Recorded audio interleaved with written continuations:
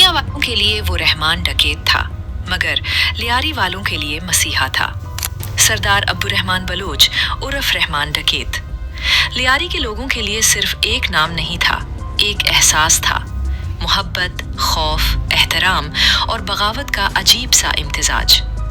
लोग कहते हैं वो तारीकी में जन्म लेकर भी रोशनी बांटता था। दौलत की गैर मुनसिफाना तकसीम हो या ताकत का बेदरीग इस्तेमाल, वो उन सब के खिलाफ खड़ा था। वो अमीरों से छीन कर गरीबों के दरवाजों तक पहुंचाने में कभी हिचकिचाता नहीं था।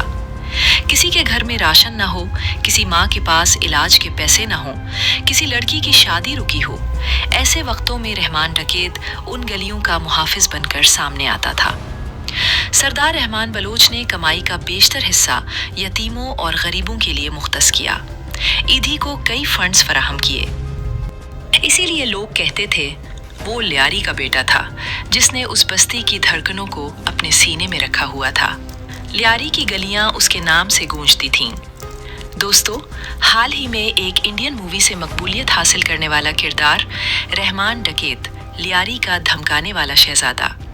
कराची, रोशनियों का शहर, मगर उन रोशनियों के नीचे एक ऐसी अंधेरी दुनिया भी बसी रहती थी, जहां एक नाम लोगों के जहन में खौफ की तरह रजिस्टर हो चुका था, रहमान डकैत।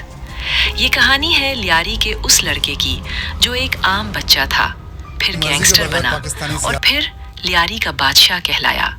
सरदार अब्दुर्रहमान बलोच, जिसे दुनिया रहमान डकैत के नाम से जानती है, 1975 में लियारी के एक गरीब घर में पैदा हुआ।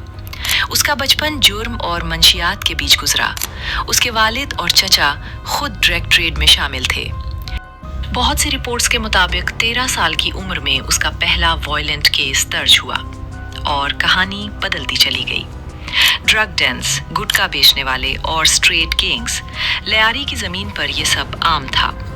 रहमान आहिस्ता आहिस्ता छोटे जराइम से बड़े जराइम की तरफ बढ़ता गया। कुछ लोग यहाँ तक कहते हैं कि उसने अपनी माँ का कत्ल भी किया, लेकिन उसकी कभी सरकारी तस्दीक ना हो सकी। इस दौर ने उसे एक नरम दिल बच्चे से एक सख्त और बेरहम शख्स बना दिया। 2001 में गैंग लीडर हाजी लालू गिरफ्तार हुआ और उसकी कुर्सी खाली हो गई। यही वो मौका था जब रहमान डकैत ने अपनी पोजीशन मजबूत करना शुरू की। लियारी गैंग वॉर का दौर शुरू हो चुका था और रहमान का नाम हर नए इनकाउंटर, हर नए केस और हर नए खून में सुनाई देने लगा। रहमान ने एक नया सेटअप बनाया, पीपल्स अमन कमेटी, जिसे आम लोग गैंग समझते थे। ये नेटवर्क भत्ताखोरी, अगवा, मंशियात और असलहा स्मगलिंग का एक ताकतवर निजाम बन गया। इस वक्त तक रहमान के नाम पर 80 से जायद मुकदमात दर्ज हो चुके थे, मगर लियारी के कुछ लोग उसे रॉबिन हुड जैसा भी समझते थे, क्योंकि वो इलाके के गरीब लोगों की मदद भी किया करता था। 2009 रहमान डकैत की जिंदगी का सबसे अहम साल था। पुलिस ने उस पर ऑपरेशन तेज कर दिया। एनकाउंटर टीमें, सीटीडी और सीआईडी सब उसकी तलाश में थे। लियारी की गलियों में अफवाहें फैलने लगीं कि रहमान शहर से बाहर जाने की कोशिश कर रहा है। 9 अगस्त की रात कराची पुलिस ने हब रिवर रोड के करीब एक गाड़ी को रोका। एनकाउंटर शुरू हुआ। पुलिस के मुताबिक गोलीबारी हुई और कई घंटों तक जारी रही। सुबह होने से पहले पुलिस ने ऐलान किया, रहमान डकैत मारा जा चुका है। उसके साथ 3 और आदमी भी मारे गए। एनकाउंटर सरकारी तौर पर बंद हो गया।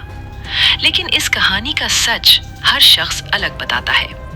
कुछ लोगों का कहना था कि ये एनकाउंटर असली था। रहमान ने पुलिस को 10 साल तक निचाया और आखिरकार मारा गया। लेकिन दूसरी तरफ कई सियासी लोग और लियारी के बासी कहते थे कि ये एक मंसूबा बंद कत्ल था, एक जाली एनकाउंटर। हकीकत क्या थी? कौन सच बोल रहा था? आज तक कोई हतमी सबूत सामने नहीं आ सका। रहमान डकैत की मौत के बाद लियारी का मंजरनामा बदल गया, मगर गैंग वॉर खत्म ना हुई। वो सदियों पुराना जख्म आज भी कहीं न कहीं धड़कता रहता है। रहमान की कहानी एक वार्निंग है कि जुर्म के रास्तों का अंजाम सिर्फ तबाही होता है, चाहे किसी वक्त आप खुद को बादशाही क्यों न समझने लगें। ये थी कहानी रहमान डकैत की, एक ऐसे गैंगस्टर की जिसे कराची ने पैदा किया और फिर कराची की गलियों ने खिए मार दिया।